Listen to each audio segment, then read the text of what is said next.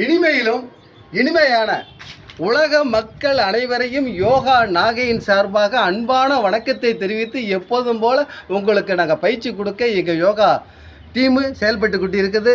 என்னுடைய நண்பர்கள், நான் வளர்ந்து கொண்டே இருக்கிறேன், எந்த மாற்றம் இல்லை. அது காரணம் யார்? என்னுடைய நண்பர்களுங்க, என்னை கூடியிருக்க நண்பர்களை அனைவருக்கும் இந்த இடத்துல வாழ்த்துக்களை நன்றிகளும் தெரிவிக்கிறேன். இப்போ இன்றைக்கி கொடுக்க போகிற பயிற்சியில் எப்போதும் நான் இடையில ஒரு வார்த்தை பேசுவவங்களுக்கு தெரியும். ஒரு நண்பர் என்னை கேட்டார், இல்லை எல்லாத்துக்கும் பயிற்சி கொடுக்குறீங்க, பள்ளிக்கு எப்படியா பயிற்சி கொடுக்குறது?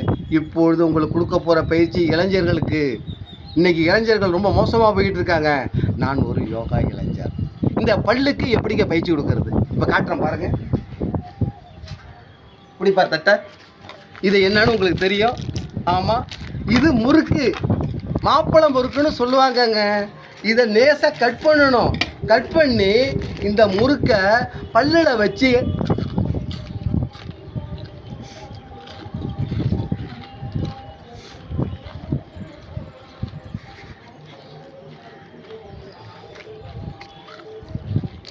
நல்லா அரைச்சி மாவாக்கி பல்லுக்கு பயிற்சி விடுவோம். யோகா பயிற்சிங்க இது தீபாவளிக்கு பயிற்சி வருதுங்க.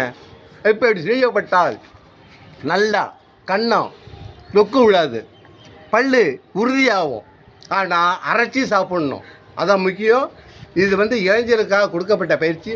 இதை மையமாக வச்சு இப்போ பயிற்சிக்கு தயாராகிட்டாங்க. பாருங்கள், இப்போ செய்ய போகிற பயிற்சியை. முதல்ல நீங்கள் அப்படியே உட்காரணும். உட்காந்து 2 கையும் கீழே வைக்கணும். வச்சு இதை அப்படியே பாம்பு படம் எடுக்கிற மாதிரி தூக்க வேண்டும். அப்படியே நிமிர்ந்து மனத்தை பார்க்க வேண்டும். பார்த்து அப்படியே நிமிர வேண்டும். மீதி கையை வைக்க வேண்டும். இதை போல் நளினமாக பரதநாட்டியத்தும் ஆடுவது போல், பரதநாட்டியம் சொன்னால் சிவபெருமானம் நிடுவார். இதை மாதிரி நீங்கள் செஞ்சீங்கன்னா எப்படிங்க சுகர் வரும்? மனிதனுக்கு சுகர் தேவை, ஆனால் கூடக்கூடாது, குறையக்கூடாது. அதாங்க முக்கியம். மகிழ்ச்சி எங்கே இருக்குது? யோகாக்குள்ள பதுங்கி இருக்கு. நண்பர்களை தப்பா செஞ்சு போடுவாங்க. பயிற்சி எடுங்க பார்ப்போம்.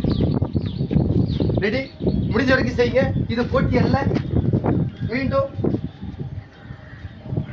என்னுடைய மனசு வச்சுக்க. எப்போதும் கையை தூக்குங்க. பாம்பு படம் இருக்கிறது போல. நாதர் முடி மேல் இருக்கும் நல்ல பாம்பே, எனக்கு நல்லதொரு செய்தி சொல்லு சொல்லு பாம்பே. கீழே போட்ட கைங்க. பாம்பே உங்களுக்கு திட்ட வந்தது போல உணர்வு ஏற்படும். இதை 3 முறை செஞ்சீங்கன்னா கணையை நல்லா வேலை செய்யும், உறுதி பெறும், உடம்பு தக்க நிலைக்கு வச்சுக்க வாய்ப்பு இருக்கு. எந்த மாற்றமும் இல்லைங்க. அதாங்க உண்மை. நல்லா செய்யுங்க. தொடர்ந்து எவ்வளவு முடியுதோ அவ்வளோ செய்யலாம். முடியாத பட்சத்தில் நிறுத்திட வேண்டும். ஆனால் யோகா பயிற்சியை மட்டும் மிக மிக முக்கியம். வெறும் வயிற்றுல தாங்க செய்யணும், சாப்பிட்டுட்டு செய்யக்கூடாது. ஆமாம், அருமையாக செய்யறப்பட. ஏன்னா குழந்தைக்கு தானே வரும். ஆனால் அதே சமயம் பெரியவங்க திறந்து செயல்பட்டீங்கன்னா இந்த நிம்மதியை பெறுவதற்கு வாய்ப்பு இருக்கு. முதுகெலும்பு நிமிர்ந்து நிற்கிங்க. அதாங்க உண்மை. வாழ்க நலம், வளர்க யோகா என்று கூறி விடைபெறுகிறேன். நன்றி, வணக்கம்.